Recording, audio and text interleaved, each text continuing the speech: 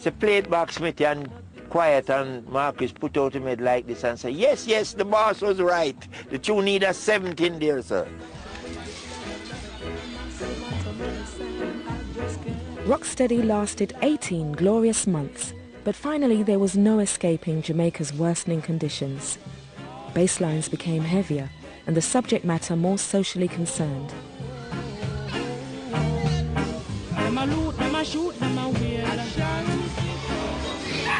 Give me money.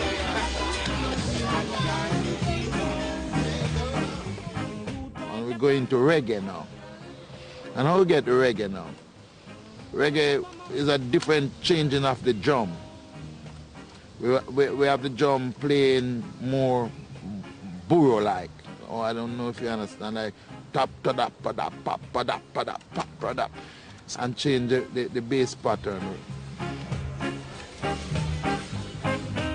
If the music even slow, it make it sound like it fast. So that is what the reggae do to the rocksteady. And that was it. Reggae, reggae, reggae, reggae, reggae, reggae.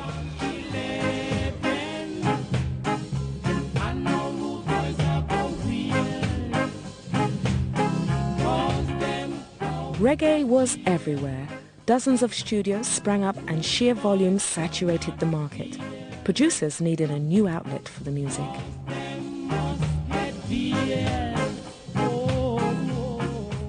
A guy was working with Island at the time, named Dave Bettridge, come out here and meet me, and they invite me over to England in '68, and I see what the people love. England is the gateway to really reggae music. The English market became essential to Jamaican producers with its large and by now settled Caribbean community. When I went to London, Bob Andy and myself, that was when I first learned that Feel Like Jumping was also a big song in England. We were just in Jamaica not knowing what was happening. What was happening was that by the late 60s, companies like Trojan Records had spotted the large underground following that had developed for this new reggae pop music. White kids that were hanging out with the black kids from the same areas grew up on the music, you know, we were all hearing it. And it was just the fashion, the youth culture of the day. Yeah, well, that was it. We only had the youth clubs. You know what I mean? Nobody was old enough to go to nightclubs anyway. That's it. Trojan Records came to enjoy iconic status as the purveyors of Jamaican music in the UK. They released 2,000 singles in 7 years, initially on a fairly small scale, through specialised shops catering to Jamaicans and to white working-class youths who revelled in its danceable beat and outlaw status, the skinheads. You get kicked out of Saturday morning pictures when you're too old for it. You've got nowhere to go for yourself, so somebody said, oh, let's go up to Streatham Locarno. And we're talking about the 60s, sort of the skinhead period, really. And so I used to go to Streatham Locarno and listen to music, and we didn't really dance. People did dance, but me and my friends, we used to just sort of hang back and just watch, you know, because it was all the skinhead thing, you see. And because they never played that music on the radio, so in some ways, for us, it became our music.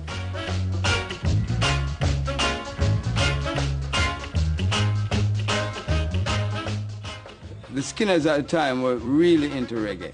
I mean, they are branded now as what you call a neo-Nazi group that don't like black people and Jews. In my time, I was being protected by the skinheads. Look, I've been to a town that was like Guildford, was a racist town in my time. And this guy said to me, hi, Mr. Black. So I said, hi, Mr. White, and he spit in my face. I said, what the heck? So the kids wanted us to beat him, but I said, no, forget it, man. I just wiped the spit off, and that was it. What was happening, it couldn't be denied that this was developing into something that was becoming more and more commercially interesting, commercially successful. As more and more people discovered the music through the clubs. And that was making for all sorts of problems for us because we just couldn't get past this door. BBC, 'cause I'm on my way. Oh yes I am. Long walk to the BBC, but I know I'll make it someday. I think there was a perception amongst the reggae labels that the BBC dismissed reggae to a certain extent. To be fair, I think possibly, yes, I think they might have a slight case there. Bob Marley and the Wailers failed their BBC audition because in the view of the panel, they didn't know how to play reggae. Which was, but then you get some kind of, you know, the BBC Dance Orchestra doing a strict tempo version of reggae. People would say, oh, that's how reggae should be. If our music had an open door, like, let's say, a freeway, we could break wide in any part of the world because we have class music like anybody else.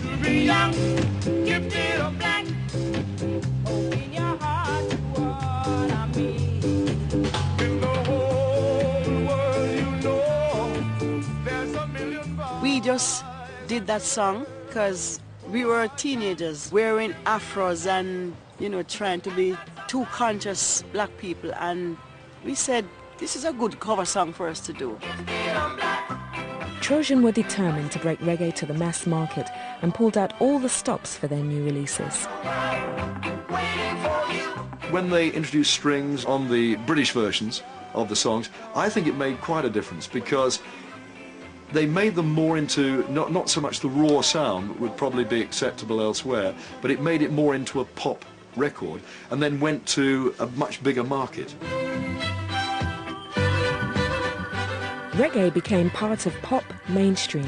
Skinheads, the BBC, school dances, suddenly everyone was playing reggae. Sounds of soul.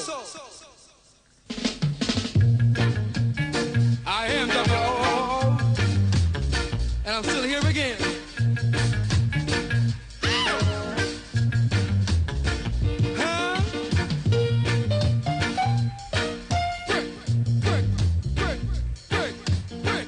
Dave and Ansel Collins went to #1, as did Desmond Dekker. Jimmy Cliff, the Scatterlights, Prince Buster and Ken Booth all stormed the charts. And everyone loved it when Max Romeo turned out to be a new kind of rude boy. Because there was the wonderful Max Romeo Wet Dream thing, which was just such a great pop record. Although obviously the lyrics, you know, you can see why they had a problem with that lie down girl, let me push it up, push it up.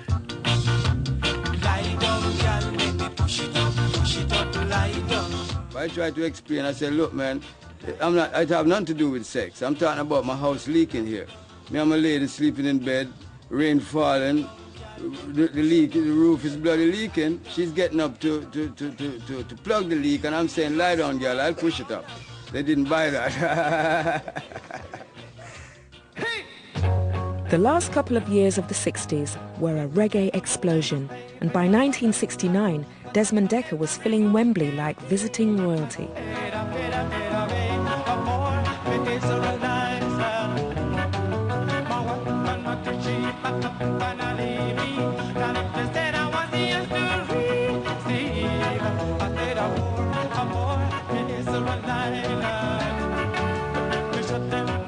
That reggae pop music, I suppose, you know, we were beneficiaries of it as well, you know.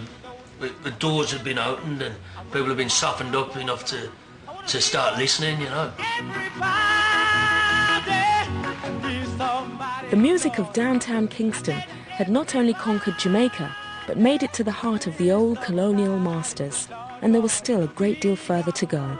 Oh, we gotta do all things. Everybody got to rock.